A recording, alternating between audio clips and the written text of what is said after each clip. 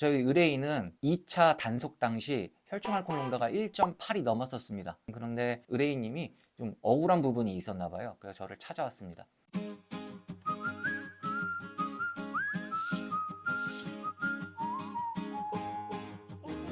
안녕하세요. 무엇이든 물어봐 률 변호사입니다. 연말이 다가오고 있습니다. 술자리가 점점 많아지는 시점인데요. 당연히 술자리가 많아지다 보니 음주 관련된 사건들도 많이 있는 시기입니다. 짧은 거리라 단속 안 당하겠지라고 생각을 하시고 운전대를 잡으시는 분들도 계십니다.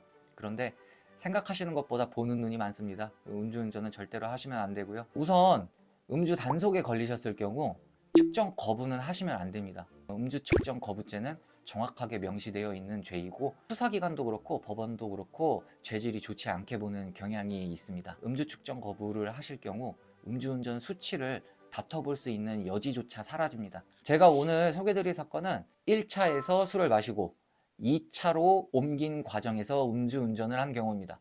그리고 음주 단속은 2차 술자리에서 누군가의 신고를 받고 온 경찰이 술집에서 음주 측정을 요구했던 사안입니다. 음주 수사 단계 자체도 좀 복잡합니다. 1차에서 술을 얼마나 마셨는지, 영수증, 그리고 누구랑 마셨는지, 소주 한 잔에 평소에 얼마 정도 따라주는지 이런 것들도 다 조사합니다. 그리고 술자리에 흡사한 자리를 만들고 평소에 한 잔을 따를 때 어느 정도 따는지를 직접 피의자에게 시연하게 한 다음 물의 양을 실린더에 붓고 이게 소주 얼마 정도 되는지 미리수를 정확하게 측정하는 경우도 있습니다.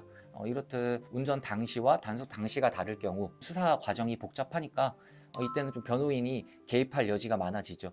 음주운전은 0.03, 0.08, 0.2 단위의 기준으로 처벌 수위가 바뀌고 음주 단속 단위 내에서도 혈중 알코올 농도가 높으면은 처벌의 수위는 더 높아집니다. 제가 말씀드린 사안에서 저희 의뢰인은 2차 단속 당시 혈중 알코올 농도가 1.8이 넘었었습니다. 그런데 의뢰인님이 좀 억울한 부분이 있었나 봐요. 그래서 저를 찾아왔습니다. 1차 때 뭐 술을 얼마 마시지 않았는데 단속 당시에 2차에서 술을 많이 마신 상태에서 내가 음주 측정을 했더니 수치가 훨씬 더 높게 나왔다. 이렇게 말씀을 하시는 거예요. 그리고 1차 당시에 결제했던 결제 내역, 몇 명이서 술을 마셨는지, 실제로 마신 술은 얼마나 되는지 이런 것들을 좀 종합적으로 요구를 했습니다. 수사 단계에서 조사도 복잡한 수사 절차가 진행이 됐어요. 그리고 위드마크 공식이 당연히 적용이 됐고요. 그 결과 0.03 언저리가 나왔어요. 술을 마셔도 음주운전을 하지 않았다라는 그 언저리에 있는 겁니다. 경찰에서 검찰로 사건을 송치시키고 이 사건에 대해 기소유예를 내렸습니다. 당시 제 의뢰인은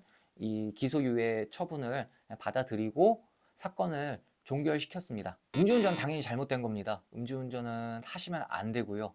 그런데 제가 이 사건을 소개드린 이유는 단속 당할 당시와 음주운전 당시를 비교했을 때 과도한 처벌을 받는 것을 막기 위해 변호인이 도움이 필요한 경우가 있기 때문에 말씀드린 겁니다. 오늘은 음주운전 사건에 대해 말씀드렸습니다. 궁금하신 점 있으시면은 밑에 댓글로 남겨주시면은 제가 확인해보고 답변 드리도록 하겠습니다. 감사합니다.